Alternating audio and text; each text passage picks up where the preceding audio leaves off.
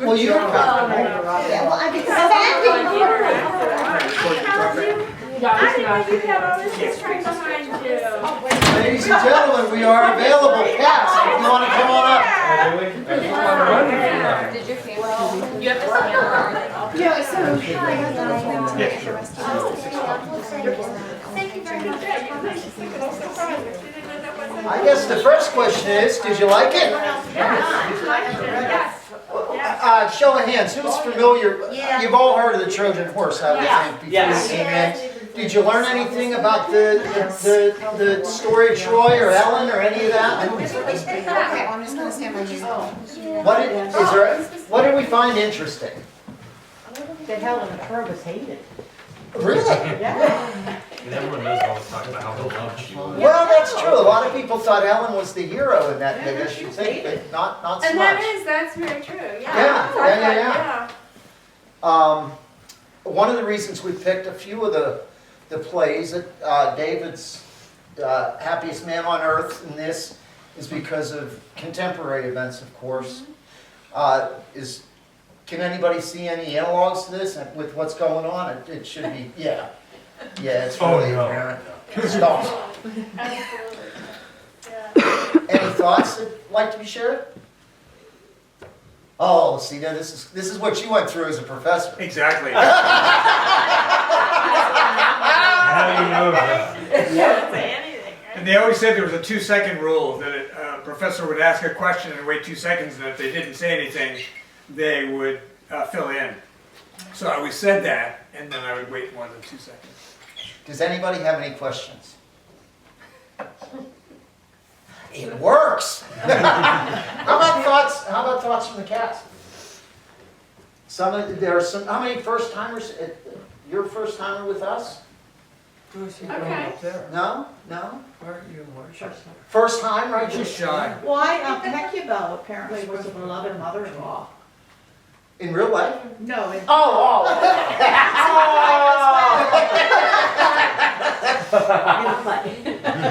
She really is a powerful woman, yeah, and she's really looked to as the anchor point for this community going through so much. Menelaus asked for her opinion and, let you speak, and he took what she said to heart.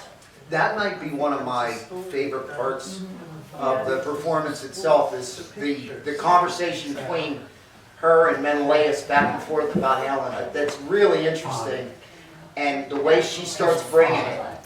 So I have to say, okay, if I were, and I'm not by any means an acting type thing, Sure. but I am going to tell you that it really brought it to light because a lot of the things of how it was said. So we have a tendency in the Bible just to read the verse, Right. right? But when you start to really bring out the real meat of it, all of you, but you would bring it out in such a way and say, this is what it is, instead of this is what it is. You know what I mean? Then Absolutely. you get the feeling put into it, and I think that's why it's important that you see things like this so you understand that. The spoils of war. Yeah, Who gets what, who gets who, yeah.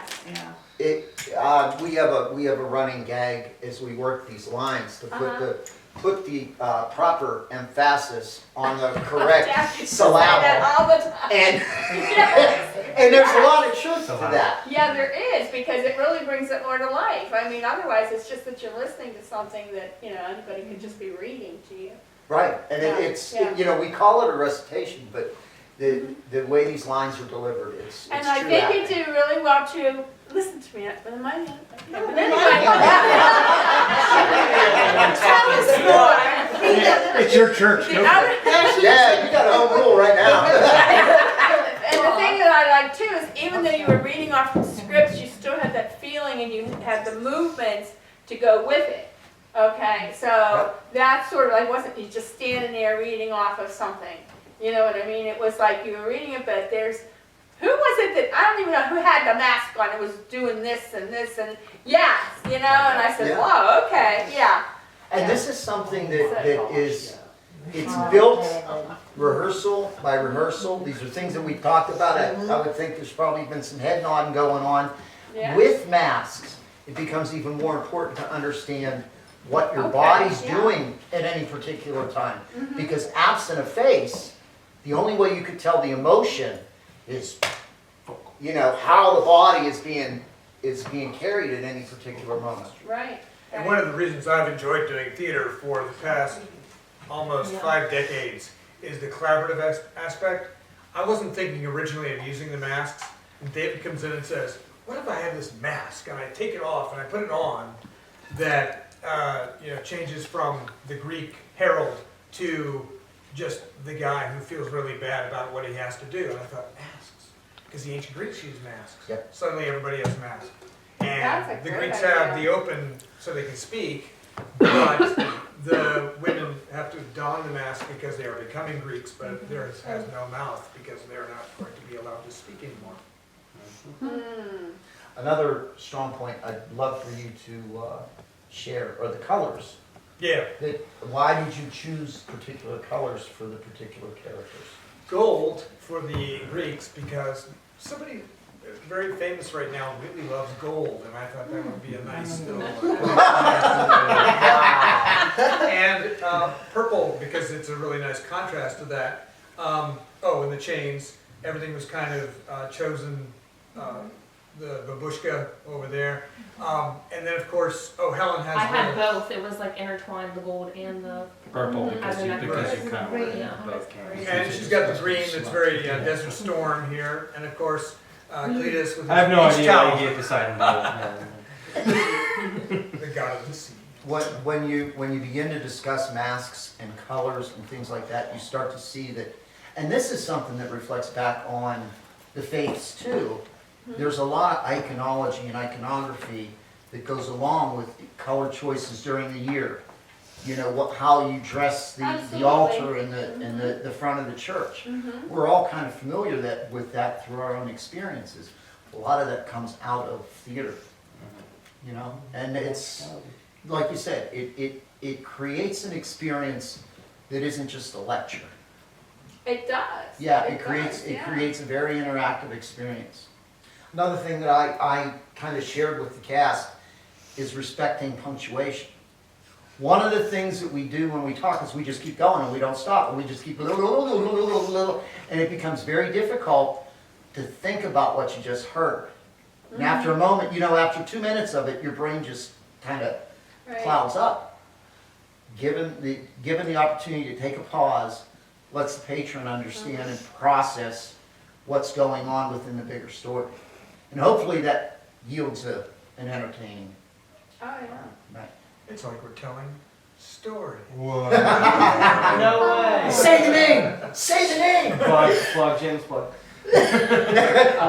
Well, I had one other thing I wanted to say about the masks. I actually didn't know it was a collaborative thing with David. I assumed, just from the fact that I'd seen these masks before in the past when you would like talk theater and stuff, that I thought these were just because I knew about the Greek masks.